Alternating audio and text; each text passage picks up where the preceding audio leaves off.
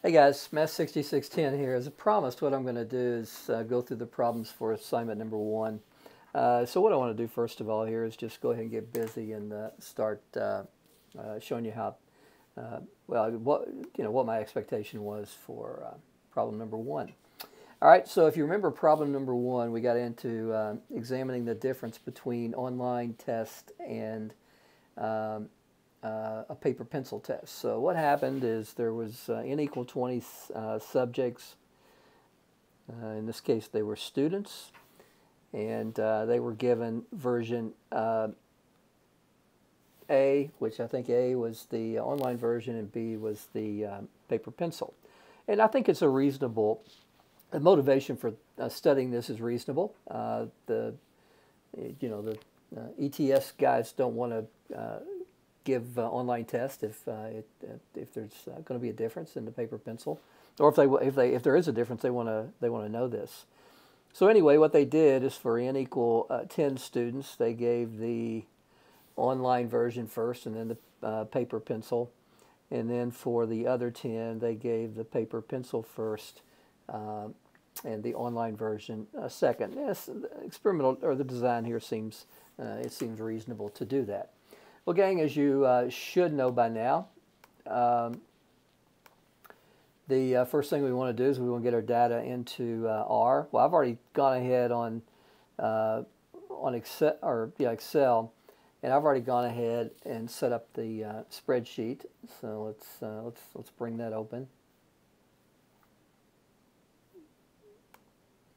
And you can see that, kind of a checkpoint is make sure when you highlight a line that every bit of information on that line pertains to one student. And guys, also always make sure that your first line includes your variables. So, gang, I'm good to go. I got that on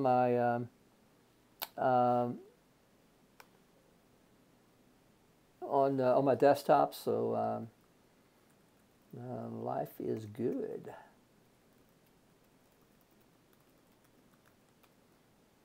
All right, let's go get our data.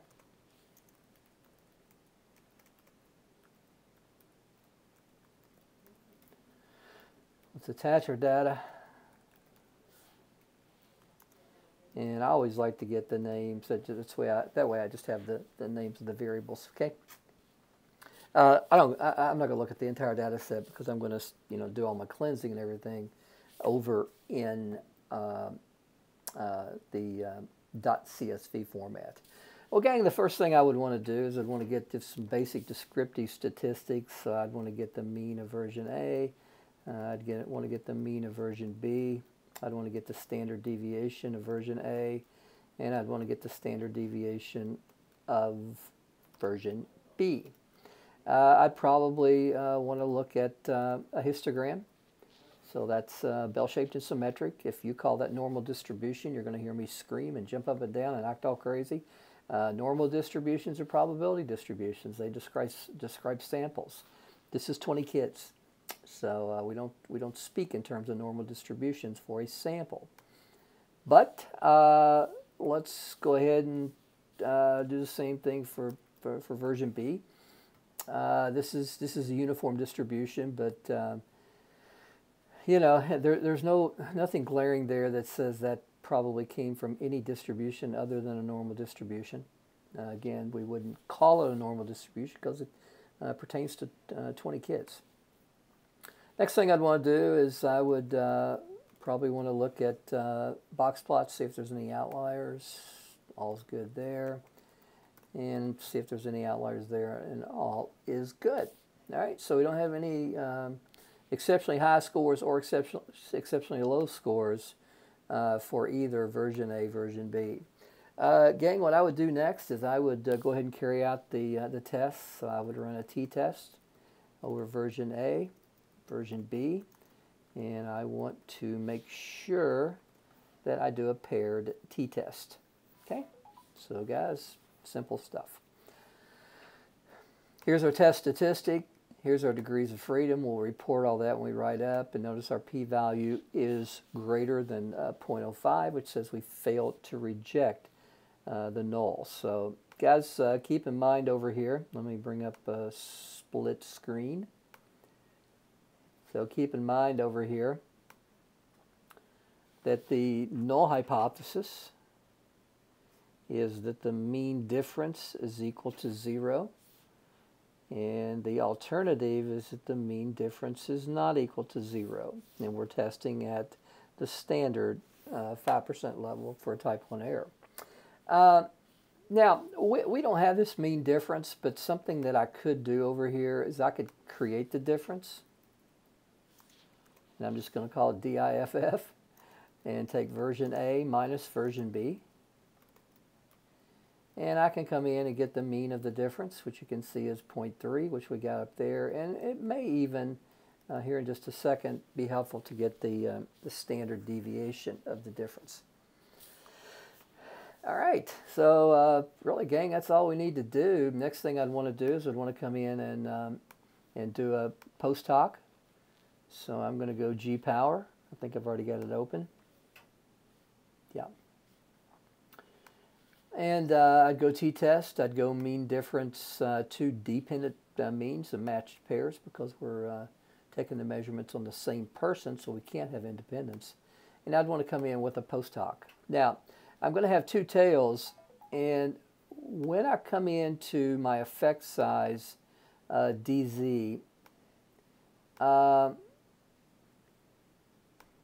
here's what I need to do there. I can come over here and click this and go determine. And I can come over here from the difference or from the group parameters. Now, I've already found the mean for group 1, group 2, standard deviation, group 1, group 2. I could easily find the correlation. And let me just show you how to do that just in case. If I wanted to find the correlation between the two, I would just go correlation ver A, ver B. So correlation is only 0.215, so it's a small correlation. Now, you know, what I'm going to do here is I'm just going to use the difference, and I know the difference here is 0.3. And the standard deviation, I forget, what was it, 3.53? Yeah. Now I can come down here and calculate and transfer to the window, and I can see that I have an effect size DZ, which is 0.085. That's a small effect size. Now, my alpha here is going to be 0.05, and it always will be unless there's reason to change that. We'll talk about that one day soon. And my total sample size was 20 kids.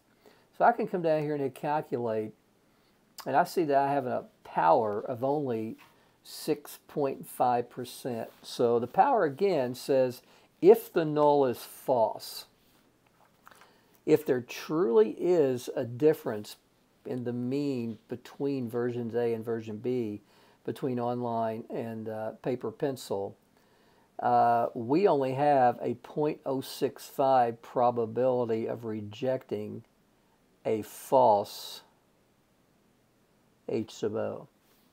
So guys, even if there was a difference, our sample size is so small that it would be hard for us to detect a difference. Now let me show you the difference. Keeping everything else as it is, even our effect size extremely low at 0.084. What happens if I bump up my sample size to 200 and do my calculations? Well, my power jumps up to 0.22, even though we're not observing a mean difference that creates a very high effect size. All right, gang, now we'll write up the results. So a matched pairs t-test was conducted to examine the mean difference in version A and version B. Notice what I did first of all is I reported the mean and standard deviation separately across versions. The focus here is not on the separate means, it's on the difference of the means. So, you know, the 0.3 comes obviously from 12.75 minus 12.45, and the standard deviation is just the standard deviation of those differences. I think a couple of you actually stated that the null hypothesis for this problem was mu sub A equal mu sub B, and I don't really know where you got that because you didn't get that from me. It's just incorrect. That's the notation we use for an independent samples t-test. The focus here is on the difference of the means across each individual subject, okay? So each individual subject has a difference in the mean score for the paper and the online version, and our focus is on that. So guys, we come down then, second sentence, we start focusing on the difference, and then we come in and report the results. The T indicates we've used the t-test, the t-distribution. The 19 is our degrees of freedom, and the 0.38 is our test statistic, and our p-value. Guys, I went through this, and still people were reporting p-values incorrectly. And I mean, guys, you got to watch the videos. It's just clear some of you aren't doing that. When p-values are greater than 0.05, you report them. When they're less than 0.05, you report, just as I've told you. So there's no mean difference can be assumed. Then we get into the 95% confidence interval, and then we get into the effect size and the power. And this is a post hoc power. This is actually the power that we observed. Typically in a study, what you do is you do a priori power.